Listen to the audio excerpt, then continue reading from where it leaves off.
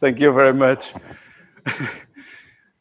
Well, it's really a pleasure to be back here in IPHT in Saclay. Actually, in the old days, 10 years ago, this logo used to be up there.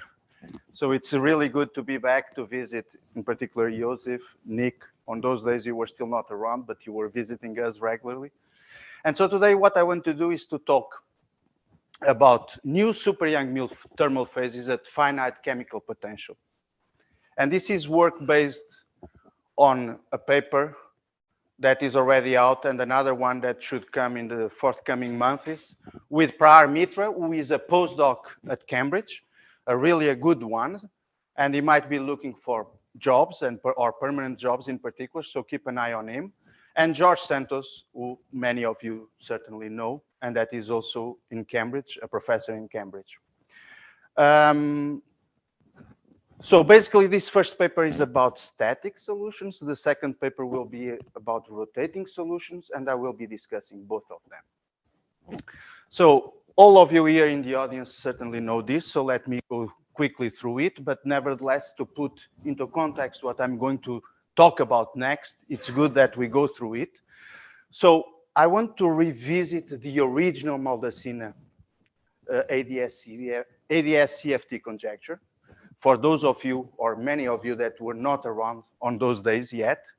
So in its weakest form, it basically says that type 2b supergravity theory on ADS5 cross S5 with radius L and n units of the 5-form flux on the S5 is dual to the large N and strong Toft coupling limit of n equals to 4 super Young-Mills theory with gauge group SUN and Young-Mills coupling G Young-Mills, okay?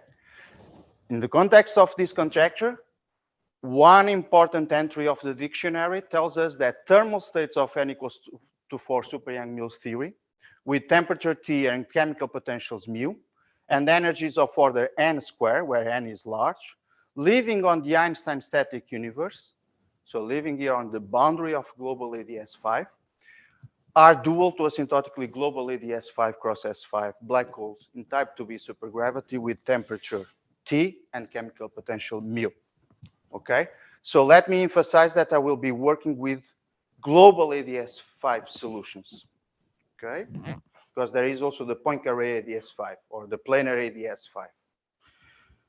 And now, ideally, we would like, because we have this duality between thermal states on super Young-Mills and black holes on the supergravity side, ideally, we would like to find, if possible, all black holes of the theory of type 2b supergravity, because like this, I will have also all possible thermal states in the dual super Young-Mills theory, okay?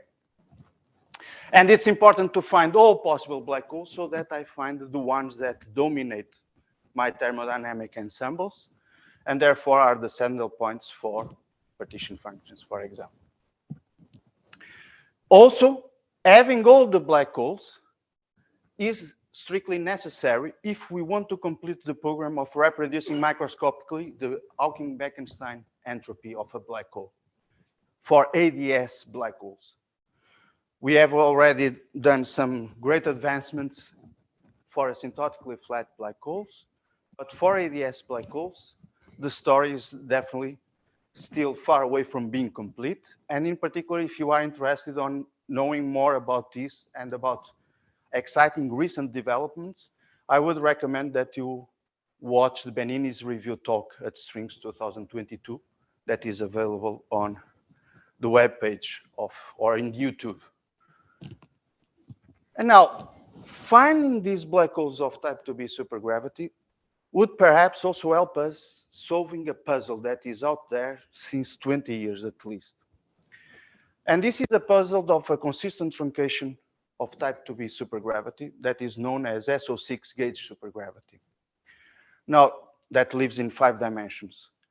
The most general black hole solution of this theory that is known goes by the name of Konduri-Luchetti real black hole, which is itself an extension of the Gutowski real black hole. And this supersymmetric black hole has only 4 independent parameters. And this is puzzling. Why? Because asymptotically, the S5 cross S5 black holes are characterized by 6 conserved charges. So we have the energy, 3 U1 gauge charges, and 2 angular momentum, because ADS5 has an S3 there.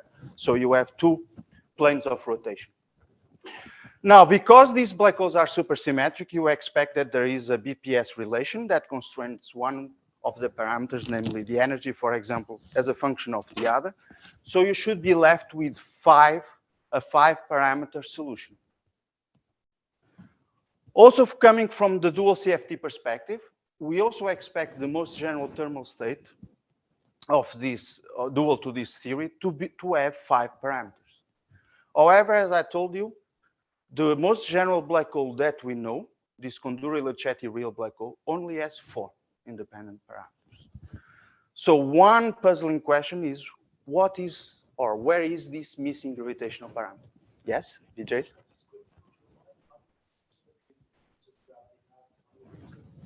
One over 16. Okay.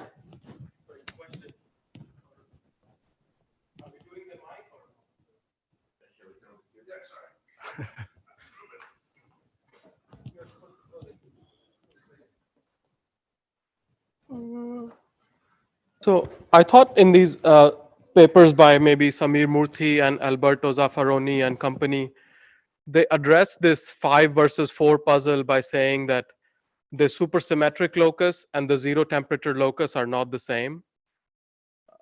So there's Really? a But, yeah. So what they're saying is that the intersection of the SUSY and the 0 temperature locus has these 4 parameters, and that's what this is describing. So you are telling me that supersymmetric, of course, they have 0 temperature, but there are other black holes that are not supersymmetric, but are extremal, but they have 0 temperature. That's Yes. it? Like they give an example, like in 4D black holes, like if you have mass Q and J, like the Kerr-Newman black hole, the extremal Kerr-Newman black hole with 0 temperature is not supersymmetric. You need J equal to 0. Mm-hmm. So that's the kind of thing they were proposing, and I thought they understood. I don't know what exactly. I'm not working in that But if I field. understand correctly, you should also have this 5th parameter, even when the solutions are supersymmetric. Isn't this correct?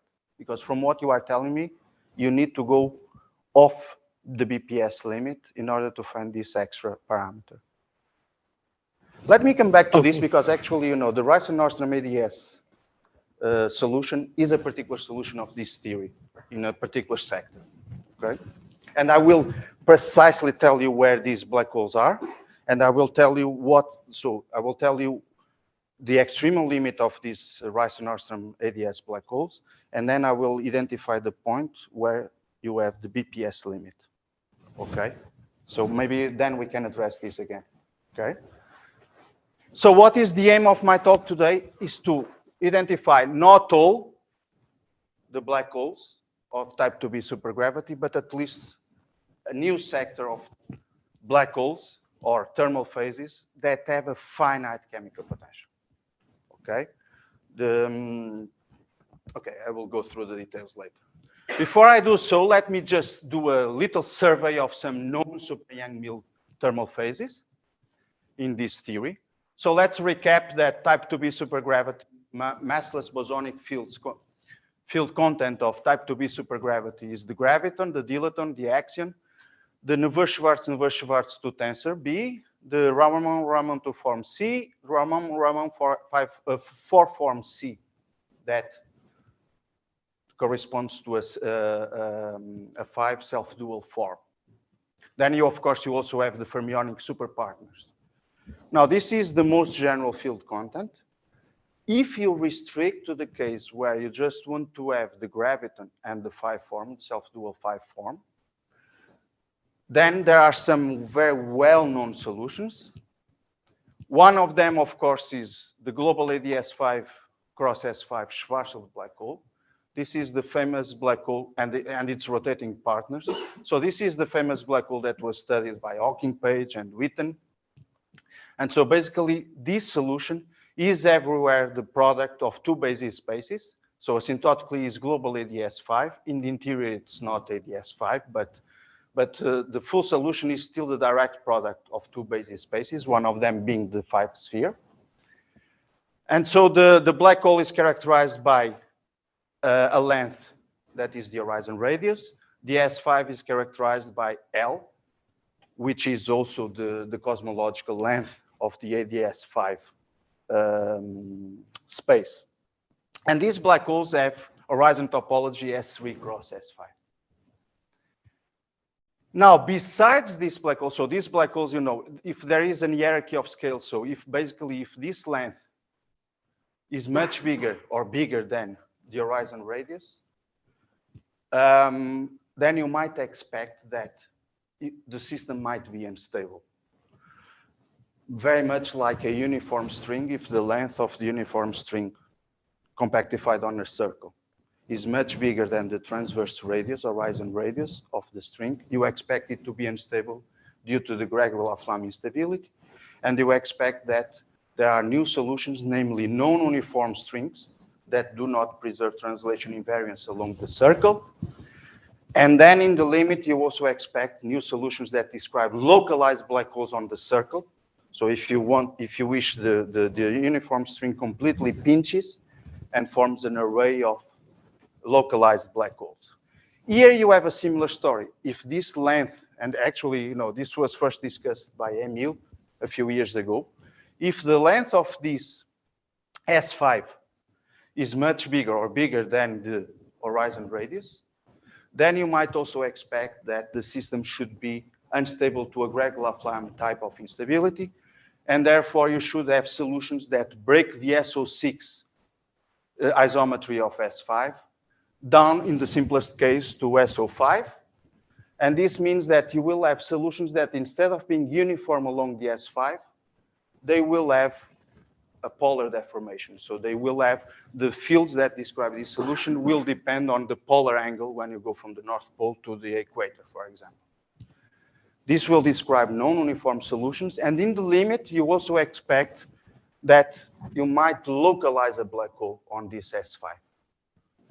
For example, at the North Pole. Of course, you can also have a solution with two black holes, although it should be unstable because a little kick and they should merge. Okay? And these solutions indeed exist. So the non-uniform ones are known as lumpy black holes. The localized one on the S5 is known as the localized black holes. Other fields to be turned on or only the 5-4? So this is just with the graviton and the 5-4. All of these also deformed. Yes, these deformed. The only thing that these deformed ones are doing is that they are breaking this SO6 symmetry. Okay, so you consider a more general ansatz where the fields depend not only on the radial direction, but also on this polar direction. Okay, these, of course, you can then break further SO5 to SO4 and so on. Although we might argue that these are the entropically more favored solutions. Now, the important thing about these solutions, by the way, is that these guys dominate the microcanonical ensemble for low energies. This is important, okay? Meaning that for fixed energy, these localized black holes have more entropy than the global ADS5 cross S5 black hole. So they are important, really important. It's not just a curiosity. It's also true that they do not dominate the canonical ensemble, okay?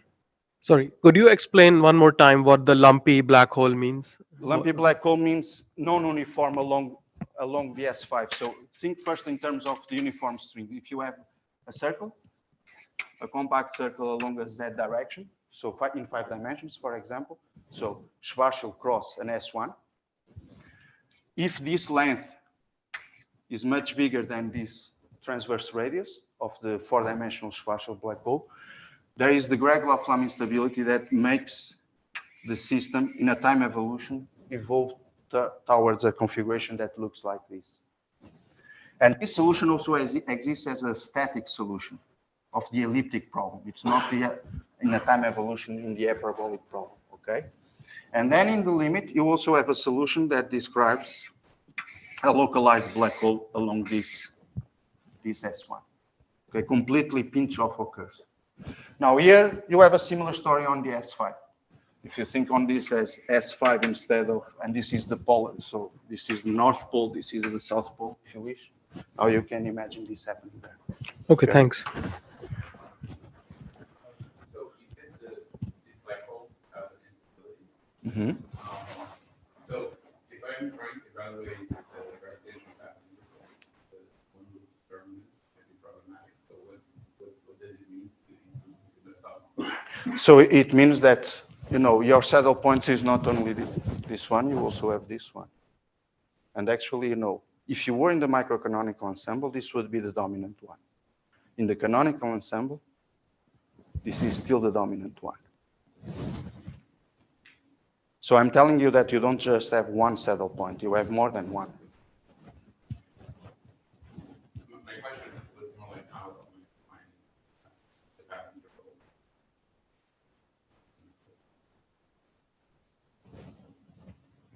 I would say maybe you should not define it over this one, you should define it over this one. That should be the stable one, I guess.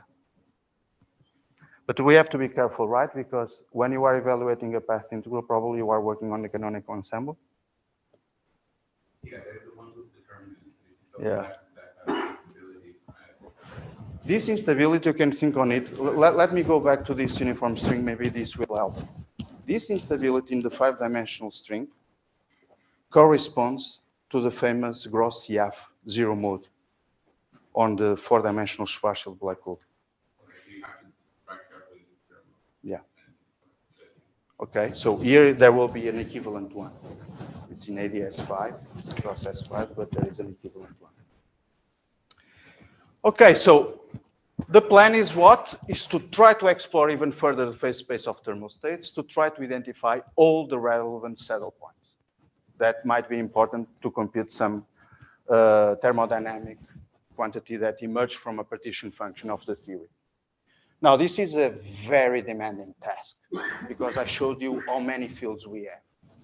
So what we are going to try to do is to downgrade the level of difficulty, to try to find new solutions, although they are not it's not all the solutions, but at least we want to have a few more, okay? And in particular, hopefully these few more solutions that we will get are relevant in the sense that they will dominate some thermodynamic ensemble. Okay? In order to do that, it's very useful to remember ourselves that Nick, a few years ago or a few decades ago, I think it was Nick and not his father, this Warner, noticed that dimensional reduction of type 2b along the S5 yields something that we call the 5-dimensional n equals to 8 gauge supergravity. And it's believed, although not completely proven, except for a few sectors, that this is a consistent truncation, a consistent reduction of type 2b on ADS5 cross S5. Okay? This means that the 10-dimensional fields that were originally present in type 2b supergravity that I enumerated before are equivalently encoded in the 5-field content, matter content of n equals to 8 gauge supergravity. And these fields now read the graviton, 15 gauge fields, SO6 gauge fields, 12 to form gauge potentials, and 42 scalars, plus the fermionic superpartners. But you see, trying to find the most general solution that has all these fields is still a humongous task. Okay? We are not brave enough to try to do so. So let me go a little bit further and notice that we might only be interested on solutions that have the graviton and the 5 form turned on in the 10-dimensional theory. Why? Because these are maybe the most relevant, or at least they are a relevant sector of solutions, in particular because they source the D3 branes. And type 2b only with these two fields can be consistently dimensional reduced along the S5 to something that we call 5-dimensional SO6 gauge supergravity. This SO6 gauge supergravity is itself a consistent truncation of the n equals to 8 gauge supergravity that Nick found, okay? But it has the advantage that it eliminates means we are allowed to set to 0 several of the fields that were present on n equals to 8 gauge supergravity Namely, we can put several of the scalars equal to 0, and we can also put the two form potentials equal to 0. So in the end of the day, instead of having all these fields, we have the graviton, just 15 gauge fields, the same that were there. But now, for example, instead of 42 scalars, we only have 20 of them. Nevertheless, this is still a lot, okay? 15, 20, and a few more here, okay? Again, this is still a huge task. So what I'm going to do next is to cut even more. Go to an even bigger situation of SO6 gauge supergravity or n equals to 8 gauge supergravity. And I will truncate down to the U13 Cartan subgroup of SO6. And this is known as U13 gauge supergravity. What is the benefit of this truncation? Is that now my field content consists of the graviton, 2 neutral scalars, 3 U1 gauge fields, and 3 complex scalar fields. And that's it. Okay? By the way, these complex scalar fields are minimally coupled to the gauge fields, and they have a charge that in ADS units is 2. And all these fields, both the neutral scalars and the complex scalars, they saturate the ADS5 BF bound. Okay? The action for this theory, you know, I don't want to go through the details, but I just highlight it's just the Ricci. You have the Ricci tensor. You have the kinetic term for the neutral scalars. You have a kinetic term for the charge scalars.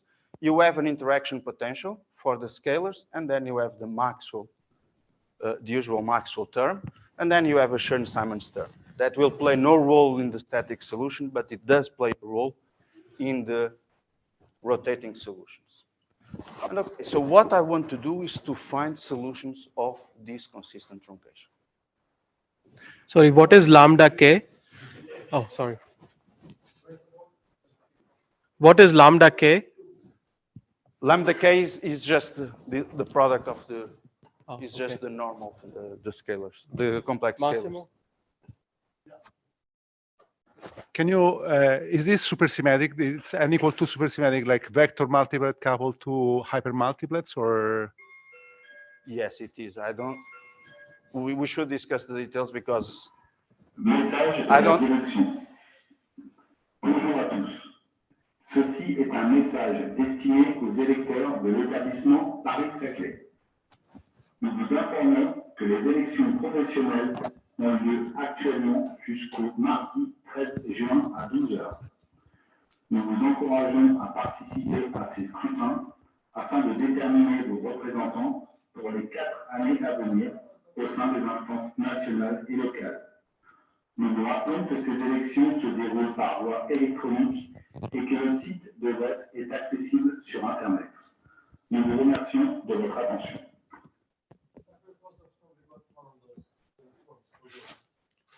Nick.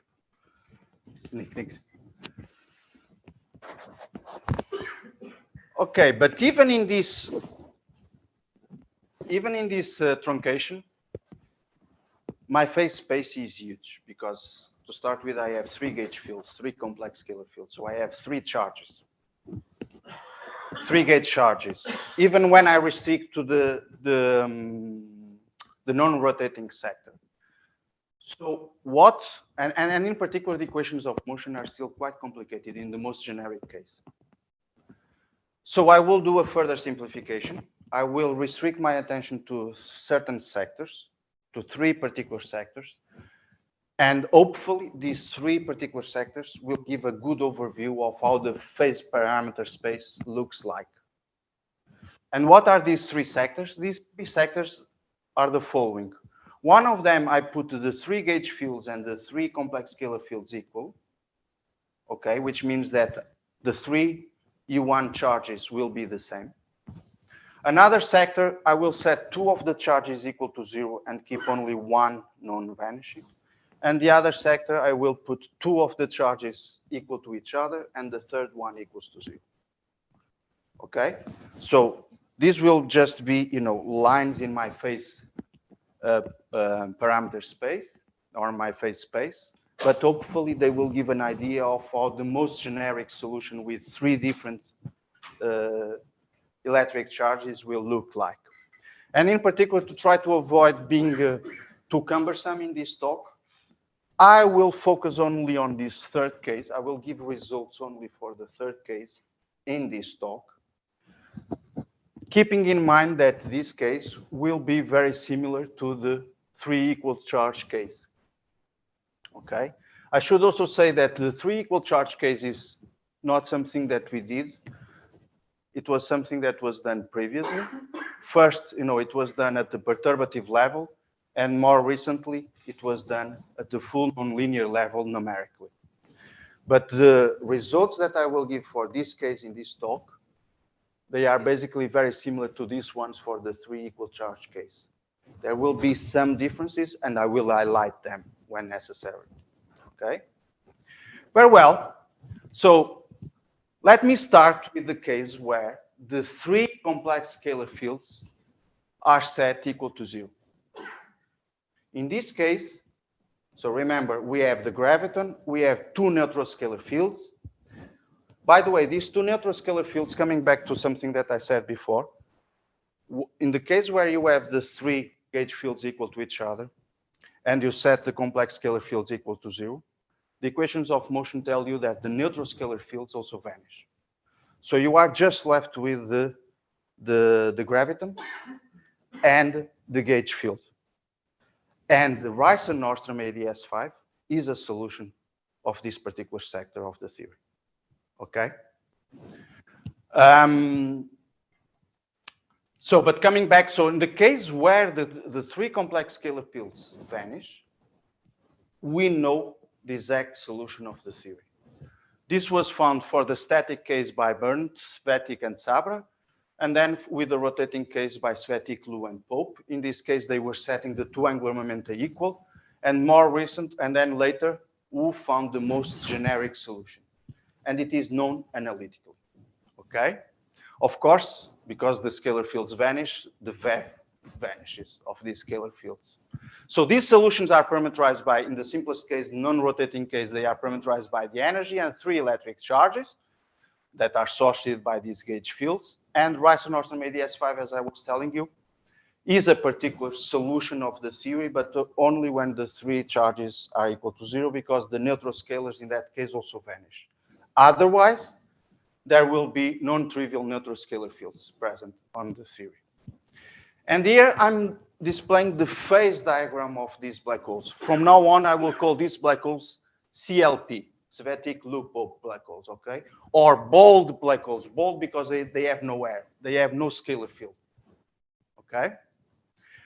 And if I plot the charge as a function of the energy for the 2 equal charge truncation, which is very similar to the equal 3 charge truncation, as I said before, these solutions are described by this green region.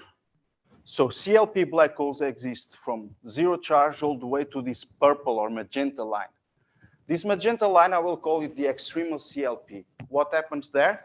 The entropy goes to 0, although the temperature does not.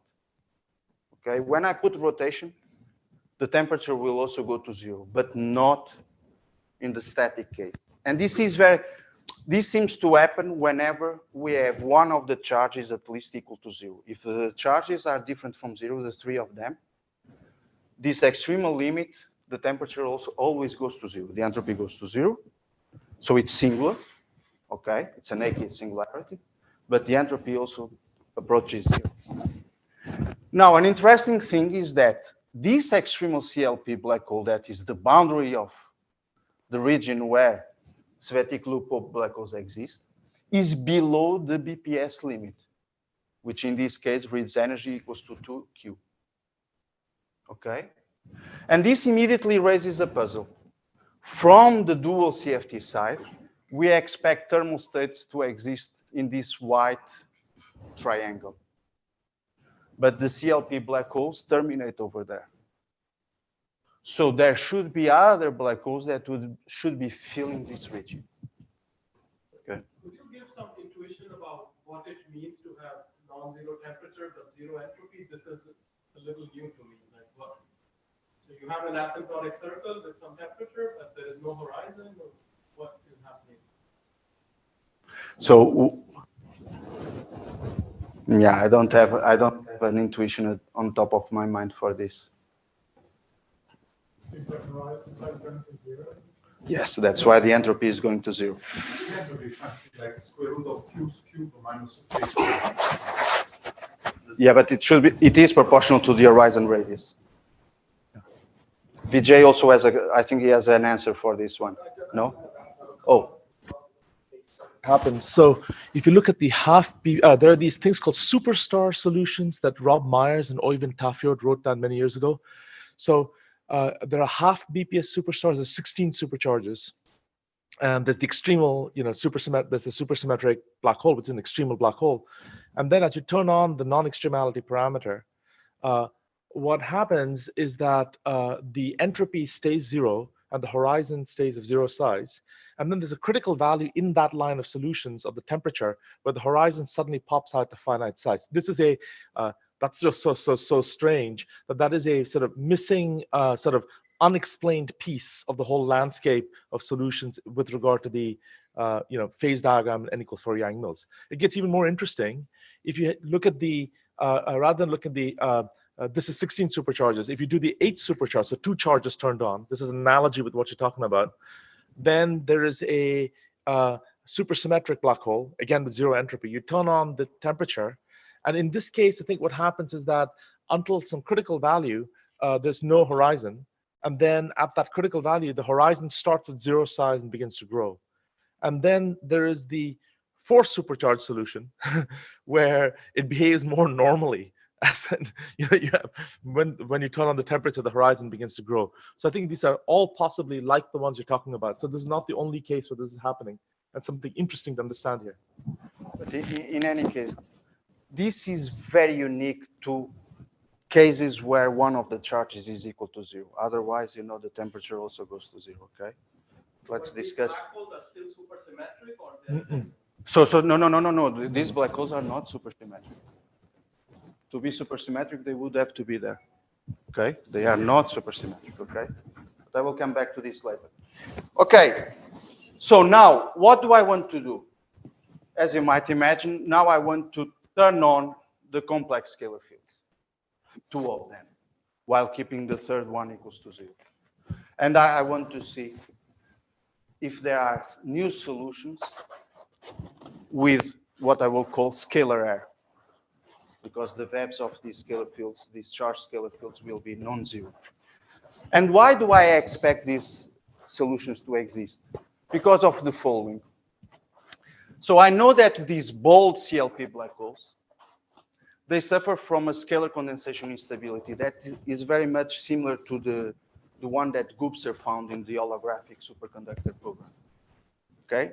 So basically, if I consider perturbations of the CLP black hole, where I do a Fourier decomposition a long time and I introduce the frequency, okay, and I solve the associated Klein-Gordon equation with appropriate boundary conditions, namely regularity at the horizon, and then the right asymptotic decay at the boundary of ADS, I will find that these CLP black holes are unstable when the imaginary part of this frequency is positive. And here I'm plotting precisely the imaginary part of the frequency. So I'm fixing the charge to be 1.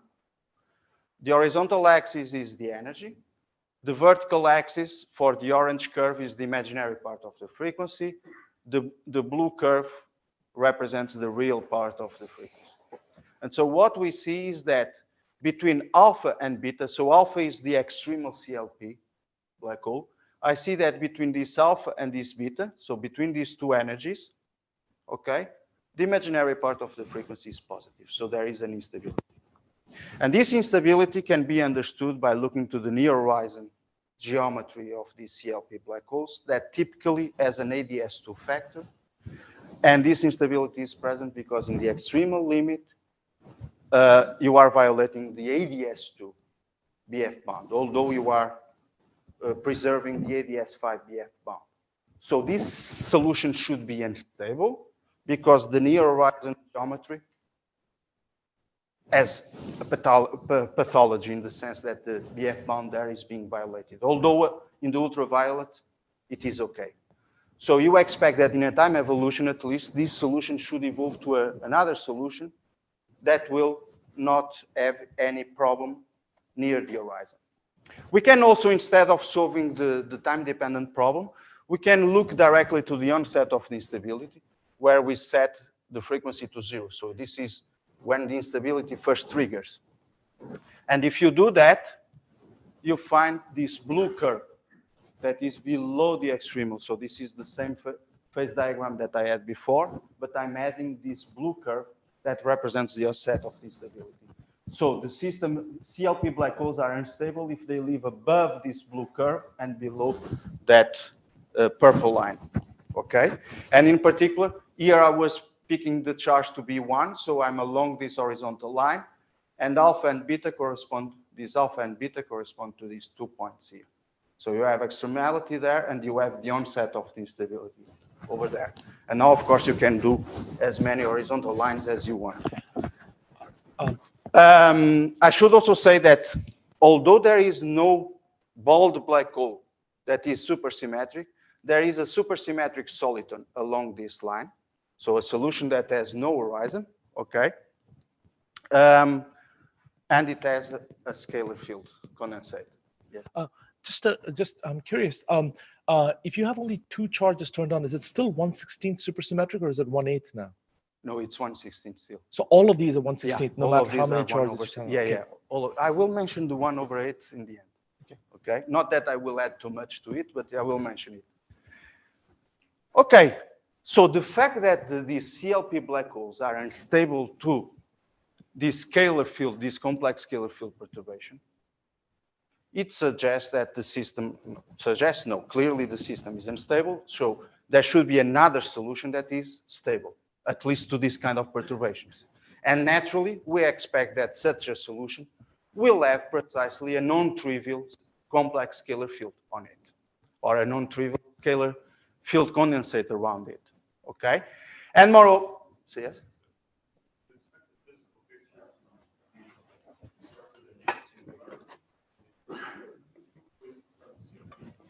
It's not naked singularity, only the purple one is.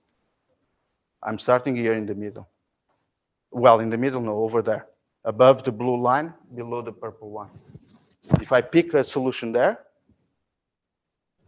and I work in the microcanonical ensemble, which is natural in ADS, the system should evolve. Okay? So I will call such a solution with a non-trivial scalar field as an airy black hole, as opposed to the bold black hole. Okay, so I expect that airy black holes with non-trivial VEBs for the complex scalar field should exist. And in order to find these solutions, we did 2 things. We found them in perturbation theory, where we solved these solutions in a double expansion in the scalar field amplitude and in the horizon radius. Okay, and we also, but of course this is perturbation theory, so it has its limits. So then we also solved it at full nonlinear level numerically. Okay, and of course in order to do that we have to impose boundary conditions. The boundary conditions are, for us here in the audience, they are relatively trivial. So I want the solution to be asymptotically global ADS, which means that at the boundary my solution should approach the Einstein static universe, R cross S3.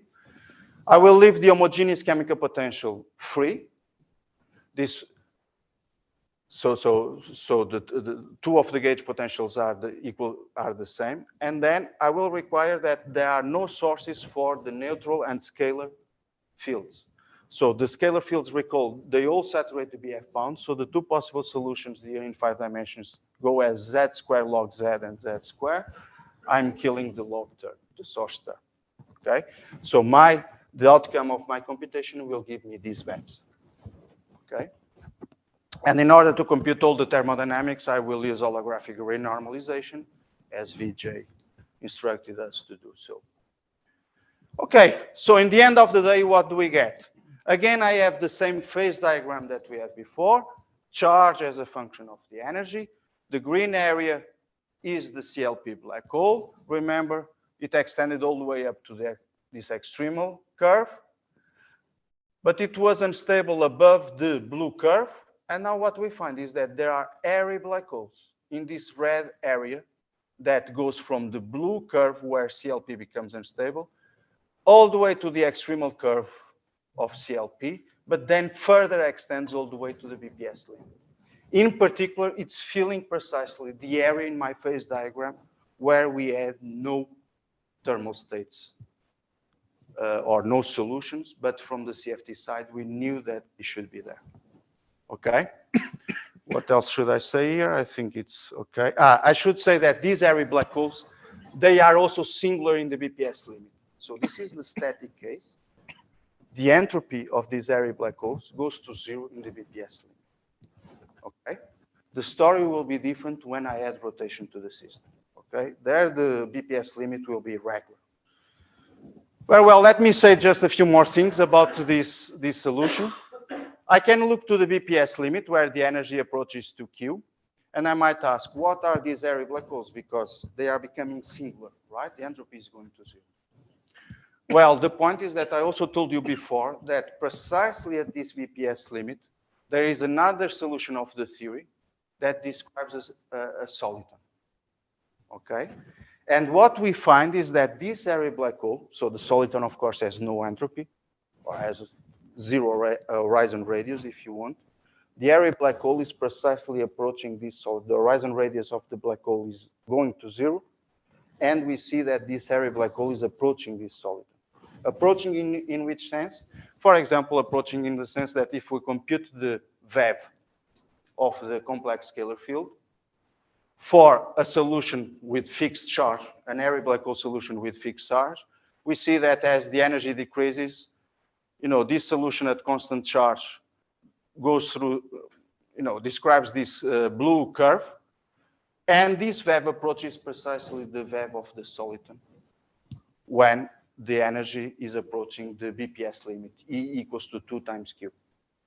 It's in this sense that we can say that the airy black hole is approaching the soliton.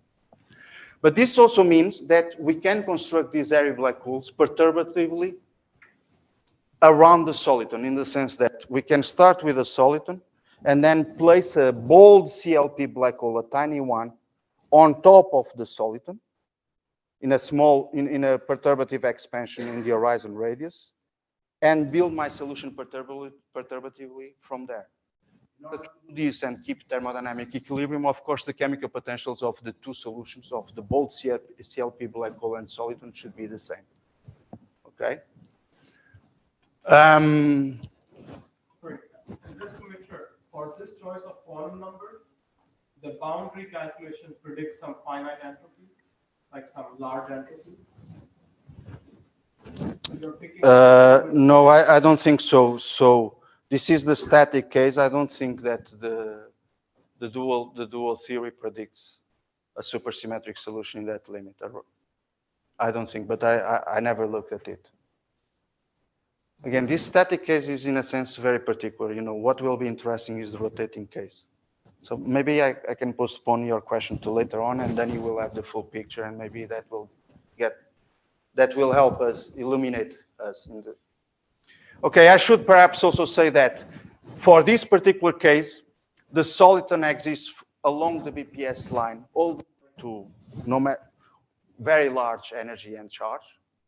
But this is very unique to cases where one of the charges is equal to 0. Because, for example, when you have the three charges equal to each other, and none of them 0, there is a Chandrasekhar limit for the soliton. So the regular soliton will exist only in up to a finite energy and charge.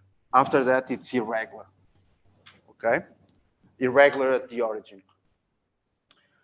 Okay, so important property of these black holes.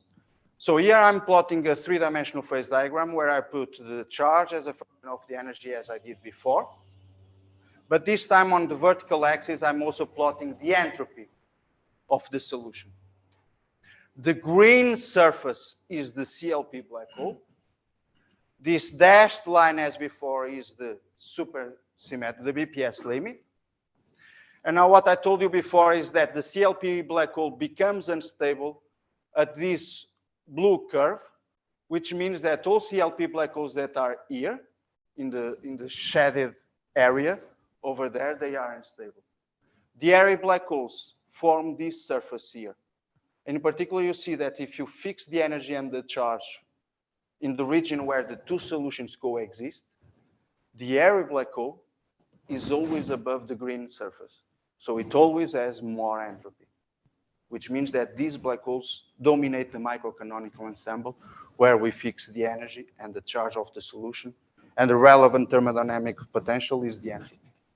Okay? This is also compatible, consistent with the idea that the TLP is unstable, so in a time evolution, it should evolve obeying the second law of thermodynamics to a solution that has more entropy. As I told you before, and I will come back to it later, just the temperature is going to a finite value that turns out to be 1 over 2 pi, up to numerical error. And again, this is very unique to the case where one of the charges is different from 0.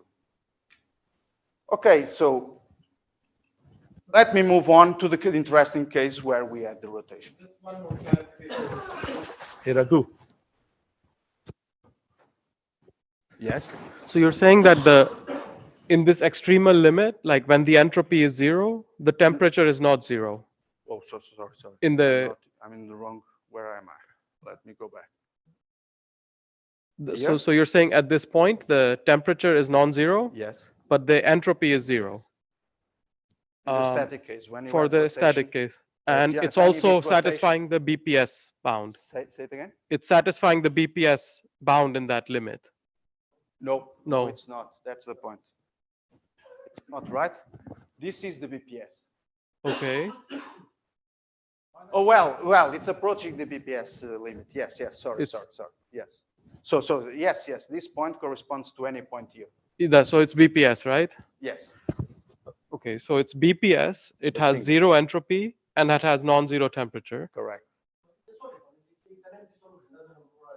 That's okay. I'm just trying to clarify the properties that you're fine. No, just because I'm approaching from the black hole side and decreasing the temperature and see where it is hitting. And it's Well, that's hitting on the this plot, limit. right? He's drawing the plot. And I'm drawing the plot. Yeah. I'm never at the BPS limit. Yeah, no. I'm approaching it from off No, I the understand. BPS limit. But just to connect to these work of this Murthy and Zaffaroni. Can we Okay, we okay. talk about it later, or else I will not finish, you know, and the best part of the story is coming next, okay? So let me skip this, just to emphasize, in the grand canonical, although these solutions, these airy black hole solutions, dominate the microcanonical ensemble, they do not dominate the grand canonical one. This is the main message, let me skip it. So let me now add rotation. So remember, we have ADS5, the ADS5 has an S3 on it, and this S3 has 2 rotation planes. I will concentrate on the case where the 2 angular momenta are the same to make my life easier. Because in this case, the differential equations that I have to solve, they become ODEs. Otherwise, they would be PDEs. And nevertheless, we still have to solve 10 coupled nonlinear ODEs. So the problem is still sufficiently complicated, even when it is homogeneity 1. In this case, the BPS relation now gets an extra contribution proportional to the angular momentum. And again, we will work at finite temperature and try to approach the T equals to 0 case, okay? The idea is we want to find evidence for the existence of new supersymmetric black holes, but we will not be working exactly at T equals to 0, okay? So what is different when I add rotation? What happens, I'm plotting again the same phase diagram as before, charge as a function of the energy. But this time, instead of being at 0 angular momentum, I'm fixing the angular momentum to be 0.1. Okay? Of course, there is a third axis here, which is the angular momentum. This would be a 2-dimensional, or this curve will become, this onset curve, for example, becomes a 2-dimensional curve. This BPS, this purple curve would also become a 2-dimensional surface. Instead of trying to represent it in 3 dimensions, I'm just taking the case where I pick one J in particular. So what changes? You see, the CLP black holes also exist, but now they don't extend all the way to the origin. There is a finite energy above which they exist. Okay? So when J goes to 0, this purple line goes to 0. Okay? The other thing is that the onset is still present, but the onset is no longer starting at the origin as before. It's starting, actually it was not, so too many cases, sorry guys. Let me just check here something. Yes, it was starting at the origin in this case. So it's no longer starting at the origin, it's starting at some point that I'm calling S. So this blue curve has the same meaning, it's the onset of the instability. Again, we expect this CLP to be unstable between, no, they are certainly unstable from the blue curve all the way to the purple curve. This purple curve now, it has zero entropy, but also finite, but also zero temperature. Okay?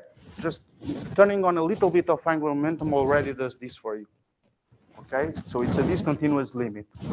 And now what is important is that this particular point S, where it just happens that the onset starts, it also happens to be precisely the Butowski real solution, or the Kunduri-Luchetti real black hole solution, for the particular case where the two charges are equal and the two angular momentum are equal. So you see it's clearly a supersymmetric solution. But you see, in principle, you could have a one-parameter family of solutions at this fixed J, of course. This would be a two-dimensional surface. But you could have, a one-parameter solution of BPS solutions, but you just have a point there. Okay? And now, the CLP is unstable. It's unstable. We can, again, expect the existence of airy black holes with rotation. They indeed do exist. We construct them. And as expected, they exist in this red or pinky area that is in between the blue curve and the BPS limit. Okay? These black holes with rotation, very much like the static ones, they have higher entropy than the CLP black holes when they coexist. Okay? So they dominate the microcanonical ensemble. But this time, these airy black holes, when I approach the BPS limit, the entropy goes to zero, but the temperature now also goes to zero. And by the way, the chemical potential goes to 1, and the angular velocity also goes to 1 in this limit. Okay? This suggests that there might be a new solution that we did not construct because we are approaching it from finite temperature. But there might be a new solution here along the BPS line that describes a supersymmetric black hole with air. And this might be the missing gravitational parameter or related with that. Okay? Having said that, also notice that there is this white area here where there are no airy black holes, but from the dual perspective, we expect the existence of thermal states also there. Our solutions do not fill that area. So there should be other solutions that will fill this gap. But this is not a surprise, right? Because we are in a consistent truncation where we set many of the fields to zero. If I turn on now another field, there might be solutions that will fill that gap. Okay, just to show you some properties of this solution. The angular velocity, you see, so here I'm fixing the charge, and I'm fixing the angular momentum. There is nothing special with these particular values of charge and angular momentum. This is just to make two-dimensional plots instead of three. So you have the energy along the horizontal axis in all these plots. And then, for example, here I'm computing the angular velocity at the horizon. You see that it's approaching 1 in ADS units. So when the temperature goes to zero, so the energy decreases, the temperature approaches zero. So this is the supersymmetric limit. The angular velocity is also approaching 1. The chemical potential is also approaching 1. And the entropy is going to zero, to a finite value, sorry, not to zero. So this was something that I said in the previous slide, I think. The BPS limit of these airy black holes, now with the angular momentum, is finite. So when these BPS black holes are approaching this, when these airy black holes are approaching this BPS line, the temperature goes to zero, but the entropy is finite. I think that previously I said zero. Zero is the static case. With rotation, it goes to a finite value. Hence, we expect the existence of a supersymmetric black hole. in that limit. Okay, this entropy is, it decreases, but it's far away from being zero. Okay, you can also compute the VAV of the scalar field and some other quantities. So to conclude, so we have constructed airy black holes with order n square entropy and energies that are the dominant phases in the microcanonical ensemble, although they do not dominate the grand canonical one. And they should therefore be important for the microstate counting of the entropy of supersymmetric black holes in particular. Okay? Now, the static airy black holes do not have a smooth BPS limit, which is bothering you a little bit, right? However, the rotating black holes do have this smooth BPS limit in the sense that they go to finite entropy with 0 temperature and chemical potentials equals to 1. So the gauge chemical potential and the rotation angular velocity. Okay? So any microstate counting that of ADS black holes that is being done, and there were several advances in the last years, as reviewed in this talk. So far, they have not been taking into account these airy black holes, but they should. So we should account for the entropy of the bold black holes, but also the airy black holes, especially because these dominate the microcanonical ensemble. Okay? So future work. We want to complete the rotation case. So I already gave you some preliminary results for the rotational case. We still have to publish the full results. We should try to find the supersymmetric black holes at 0 temperature directly.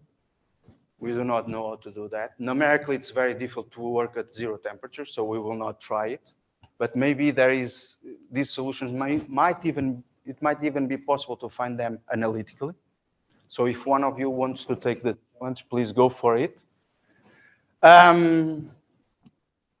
So all the supersymmetric black holes that we conjecture to exist in this theory have are 1 over 16 BPS, coming back to your question, Vijay. However, there are recent computations, in particular this paper that I recommend, that I have to tell you that I cannot follow the full computation, definitely, but using with an index computations, and in particular working this McDonald limit, where you have Q3 plus J2 equals to 0, they find evidence for the existence of one black hole that is 1 over 8 BPS. So we should try to find these solutions. We have evidence actually that we have already one of these solutions, but it has scalar error. So you cannot look to the case where you set the charge scalar fields to 0. And this is perhaps why they were not found yet. Okay? And of course, then, maybe we should try to classify all these new supersymmetric black holes that might be over there. And of course, discuss the ADS 5 cross S5 case. There should be a similar story for ADS 4 cross S7. I should stop here. Thank you very much. Merci. So I just have, so let's stick with the rotating case because that's where you find this finite entropy. So I have a question. So does the boundary compute some entropy, right? Like there is a formula for the index for these black holes. Does this entropy that you compute of order n square agree with that? So that computation, as far as I understand it, I'm not an expert on those computations. They are reproducing very well the entropy of these guys, the bold ones. Okay. They also find evidence for the existence of a new sector of solutions that they have conjectured to be precisely these guys with scalar error, if I understand correctly their paper. So, but there are no solutions in that case, right? There's just some integral that you do or some unitaries and you get some final number, like some square root of 4 charges, like that's the answer. So this number that you get from your numerical... If I understand correctly, you make a bunch of assumptions, right? You work and limits, right? So you might be blind to certain sectors of solutions, right? You mean the saddle point solutions to the matrix integral, or what solutions do you mean? So it's already a few months since I read these papers, but these papers are full of assumptions. You agree with me? They are working in certain limits. That I remember very well, right? In order to thought be there was able to some- progress, you have to assume, let me work in this limit, or in the case where this is much bigger than 1. There are definitely some papers where there are 4 charges in the black holes, Mm-hmm. and they compute an index, not an entropy, Mm-hmm. using the gravity solution, the CCLP black hole, Mm-hmm. and the matrix model that is computing the index, and they match. Yes, that I For agree. the Yeah, these are these one. The supersymmetric limit of the CLP is this one. Is the Gutowski real, or if you want to be more generic, it's the Kunduri-Luchetti real black hole. This is this point. Well, this point that would be a line, and then so the entropy of these guys is being reproduced without doubt. But you have their 1 parameter. Is this Gutowski real have 4 parameters? So the most generic, this one, this one is the case where the 2 charges are equal, and the third one is equal to 0, and the 2 angular momentum are equal. There is a more generic solution, that's the Kunduri-Luchetti, that has 3 arbitrary charges and 2 equal angular momentum.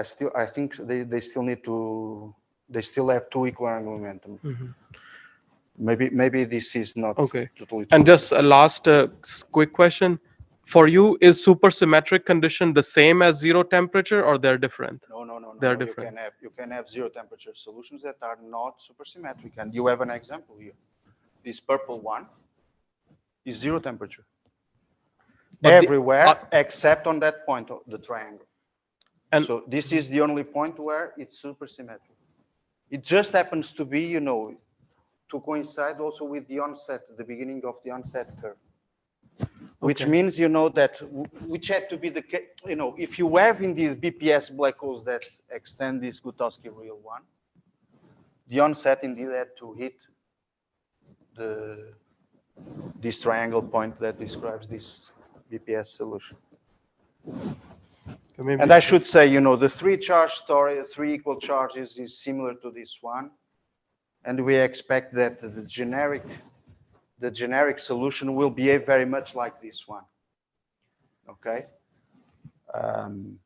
Yeah, the single charge case that I did not discuss at all here, it's very different from this one. So the onset curve, for example, in that case looks like this.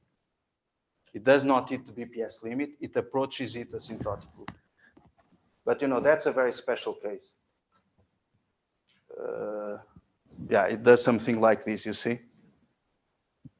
This is a very unique case. Are your solutions weakly curved and regular? All of them, yeah, they are absolutely regular. They are weakly curved in the sense that I'm solving the supergravity equations. Okay. And they are absolutely regular everywhere. Absolutely regular everywhere. Is there a scale by which the richest scalar is suppressed? The richest scalar is suppressed? I don't understand your question, sorry. What is does the richest scalar scales like 1/L_ADS squared, or? Yes. Okay. Yeah. It's in that sense, it's very much like the Schwarzschild ADS 5 cross S5 that you love. It has a limit where it is exactly that one, where you put all the angular momentum equals to 0, you put the charges equal to 0, and you work with 3 equal charges. You really get the Schwarzschild ADS 5 cross S5. I have a question about these hairy black holes. So there are some situations when you have a black hole and you take it in some funny limit, and then it spits out something. So for example, with Masaki, we had this calculation a long time ago about spitting out a super tube, and the black hole can actually get more entropy by actually discharging an object, so the black hole remains a nice clean black hole without a hair, but it just throws out something, which basically takes care of the extra charges while increasing its entropy. I was just wondering if this scalar hair, because you have this soliton and you have a black hole, and in a sense your scalar your hairy black hole is really like some black hole with some soliton around. I was just wondering, can you zoom in your solutions on the black hole? because okay, if you are a GR absolutist, okay, you stay at infinity, Charles emerged at infinity, and you draw diagrams. But if you just zoom into the solution onto the black hole horizon, can we figure out whether that black hole is really hairy, or is it really like one of these bold black holes which is surrounded by a big cloud? I can say that I can check that it's really airy in the sense that I can measure very precisely the value of the scalar field at the horizon. So here I'm giving you. But that's not a charge. It's just so indeed, I mean, I here did I'm as a giving scalar you field the profile. value at infinity, but I Sorry? can do a similar plot where I compute the value of the scalar field at the horizon, and it's finite, very far away from zero. I see. So it's really a condensate at the horizon. Yeah, it is. No doubt about that. No doubt. Maybe I could say, I can imagine something like the one you are describing. When you have rotation, I can imagine, having some modes with M turned on, the azimuthal quantum number turned on. And I can imagine the solution being unstable to these super radiant M modes. Like a geon, putting a geon around the black hole.